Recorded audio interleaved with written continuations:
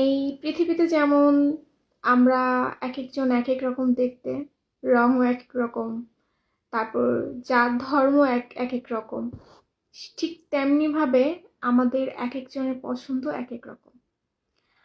আপনার একটা টিমকে ভালো লাগতেই পারে, একটা প্লেয়ারকে খুব বেশি ভালো লাগতে পারে, আপনি একটা টিমকে ভালোবাসতেই পারেন, স্বাভাবিক। সেজন্য কিন্তু আপনি অপোজিট একটা টিমকে ছোট করে কথা বলতে পারেন না, বা একটা প্লেয়ারকে ব্যঙ্গ করে কথা বলতে পারেন না। প্রকৃতপক্ষে যারা খেলাপ্রেমিক তারা কখনোই একটা প্লেয়ারকে ছোট করে কথা বলে না, বা একটা টিমকে ছোট করে কথা বলে না। আপনার টিম বেস্ট হতেই পারে, এটা খুব স্বাভাবিক। বেস্ট বলে আপনি পছন্দ করছেন, এখন তাই বলে যে অপোজিট টিমটাকে আপনি ছোট করে কথা বলবেন, ব্যঙ্গ করে কথা বলবেন, এটা কিন্তু না। আপনার টিমটা কিন্তু তখনই বেস্ট হয়েছে যখন অপোজিট টিমটা খারাপ খেলছে, তাই।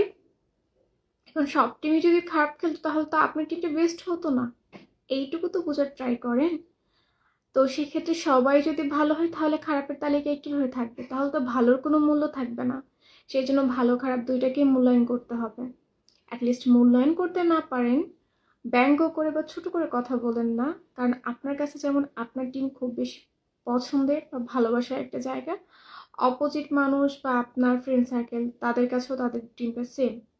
এখন আপনার টিম বেস্ট বা কোনো কারণে ভালো হতেই পারে, আপনার ফ্রেন্ড হয়তো বা তার ওই টিম অন্য একটা টিম কোনো কারণে ভালো লাগতেই পারে, তাই বলে আপনি তাকে ব্যঙ্গ করে কথা বলবেন, ছোট করে কথা বলবেন, এটা কিন্তু না।